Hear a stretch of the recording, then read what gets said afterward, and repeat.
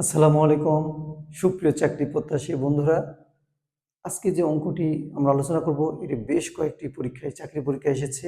অতএব মনোযোগ সহকারে দেখো, একটু চিন্তা করো। এই অঙ্ক টাইপের অঙ্ক কিন্তু আমরা আগে করেছি, যদি তোমাদের কাছে মনে হয় নতুন। 90 কোন সংখ্যাটির 75%? এই নিচের চারটি সংখ্যার কার 75% হচ্ছে 90? 100% কিন্তু নয় এটা, তাই না? নিশ্চয়ই এর চেয়ে বড় সংখ্যাটা হবে। শর্টকাট মেথডে আমরা জানি এক্স ধরে করলেও হবে। এক্স ধরে করলে আমরা জানি কি, যে একটি সংখ্যার 75% হলো 90 এর সমান। কথাটা এই দিক দিয়ে পড়বা, কোনো একটি সংখ্যার 75% হচ্ছে 90 এর সমান। তাহলে এক্স এর সংখ্যা শর্তটা ধরলাম, আমরা এক্স সংখ্যাটা ধরলাম এক্স। তাহলে এক্স এর 75% হচ্ছে সমান সমান 90। এখন এটা এর থাকলে ওই পাশে গিয়ে কি হয়, সমান সমান ওই পাশে গিয়ে কি হয়, ভাগ হয়ে যায়। এই পাশে গুণ অথবা এর থাকলে সমান সমানের ওই পাশে পার করলে ভাগ হয়ে যায়। অতএব এক্স ইকুয়াল টু আমরা লিখতে পারি তাহলে 90 ভাগ 75%। আর পার্সেন্টেজ মানে কি জানি আমরা, 1/100 না, সেই 100টা উপরে উল্টে যায়।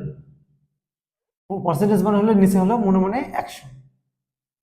এই সেই 100 এখানে না লিখে আমরা উপরে একবারে গুণ করে দেবো, উল্টে যায়, উল্টে যায়, তাই না? এই 75 দেওয়া কাটি, 3×5 = 75, 4×5 = 100, 3 দিয়ে কাটে 3×3 = 90। তাহলে 3×4 = 12 না, 12, এই শূন্যটা এসে বসে গেল 120। 4×3 = 120, এইভাবে বললে হবে। তাহলে 120 কোথায় আছে বন্ধুরা? এই যে ক নম্বরে। ঠিক আছে, শর্টকাট মেথড এটাই।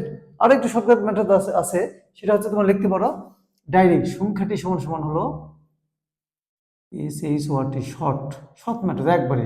সংখ্যাটি সমান সমান সূত্র হচ্ছে, দেখবে যে সংখ্যাটির 75% যে সংখ্যাটির, সেটা আগে লিখতে হবে। হ্যাঁ, 90 ভাগ হলো যেটার যত পার্সেন্ট আছে সেটা, গুণ হলো 100।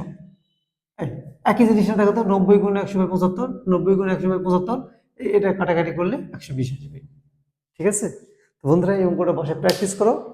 এই টাইপের যে অঙ্কগুলো আসবে তোমরা সহজে করতে পারবে। আজকে এখানেই, আল্লাহ হাফেজ।